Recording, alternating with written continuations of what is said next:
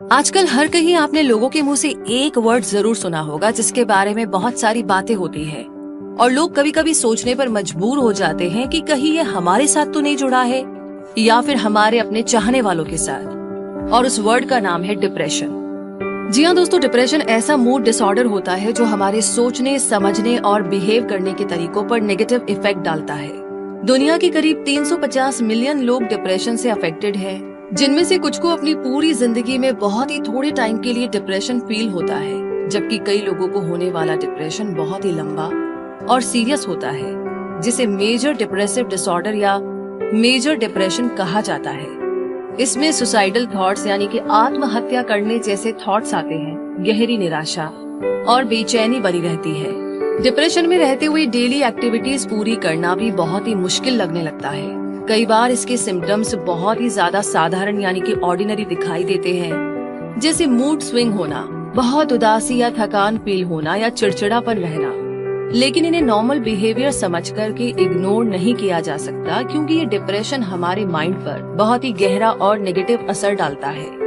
ऐसे में ये जानना भी जरूरी है कि डिप्रेशन हमारे ब्रेन को किस तरीके से अफेक्ट करता है। ये 3 एरियाज डिप्रेशन से सबसे ज्यादा अफेक्ट होते हैं।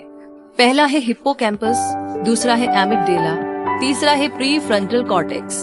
तो सबसे पहले जानते हैं ब्रेन के हिप्पोकैम्पस एरिया पर डिप्रेशन के इफेक्ट को। ब्रेन के सेंटर में हिप्पोकैम्पस एरिया लोकेटेड होता है, जो न्यू मेमोरीज को बनाने के लिए और कॉर्टिसोल हार्मोन के प्रोडक्शन को रेगुलेट करने के लिए रिस्पॉन्सिबल होता है। कॉर्टिसोल हार्मोन बॉडी से उस टाइम रिलीज होता है जब फिजिकल और मेंटल स्ट्रेस होता है, और डिप्रेशन के समय इसकी मात्रा काफी ज्यादा बढ़ जाती है। जब लंबे टाइम तक कोर्टिसोल की ज्यादा मात्रा रिलीज होती रहती है तो ये हार्मोन हिप्पोकैम्पस एरिया में नए न्यूरॉन्स के प्रोडक्शन को स्लो कर सकता है। कोर्टिसोल का ये एक्सेसिव लेवल ब्रेन में पहले से मौजूद न्यूरॉन्स को श्रिंक भी कर सकता है, और ऐसा होने पर मेमोरी लॉस जैसे सिम्टम्स दिखाई देने लगते हैं। अब जानते हैं कि डिप्रेशन ब्रेन के एमिगडेला एरिया को कैसे प्रभावित करता है।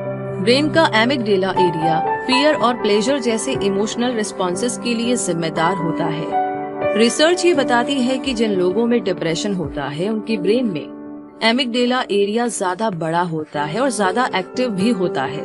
एमिगडेला के साइज और एक्टिविटी में ये बढ़ोतरी कॉर्टिसोल हार्मोन के हाई लेवल से कनेक्टेड होती है। ऐसा होने पर ब्रेन एक्टिविटी अबनॉर्मल हो सकती है और स्लीप पैटर्न भी डिस्टर्ब हो सकता है। यानी डिप्रेशन होने पर ना बॉडी को रिलीफ मिल सकता है और ना ही माइंड को। एमिगडेला में होने वाले ये सारे चेंजेस ब्रेन के दूसरे एरियाज में भी कॉम्प्लिकेशंस क्रिएट कर सकते हैं। और अब जानते हैं प्री फ्रंटल कॉर्टेक्स और डिप्रेशन के कनेक्शन के बारे में। प्री फ्रंटल कॉर्टेक्स ब्रेन के फ्रंट एरिया में लोकेटेड होता है। ब्रेन का ये एरिया इमोशंस को रेगुलेट करने के लिए रिस्पॉन्सिबल होता है।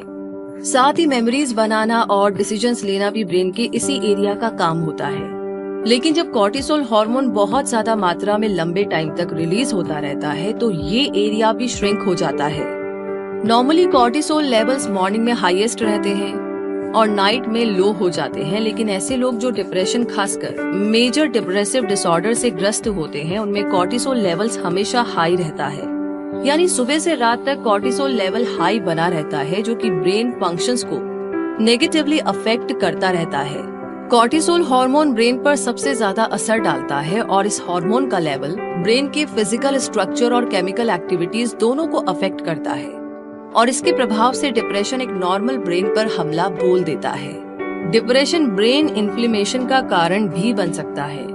एक स्टडी के अनुसार ऐसे लोग जो 10 साल से ज्यादा समय तक डिप्रेस्ड रहते हैं उनमें 30% ज्यादा इन्फ्लेमेशन पाई जाती है, और ब्रेन में आने वाली ये सूजन डिप्रेशन को पहले से ज्यादा खराब सिचुएशन में ले जाती है, क्योंकि ये ऐसे न्यूरोट्रांसमीटर्स को अफेक्ट करती है जो मूड, लर्निंग और मेमोरी को रेगुलेट करते हैं। और इतना ही नहीं, ब्रेन की हाइपोक्सिया जैसी सिचुएशंस भी डिप्रेशन से लिंक्ड होती है।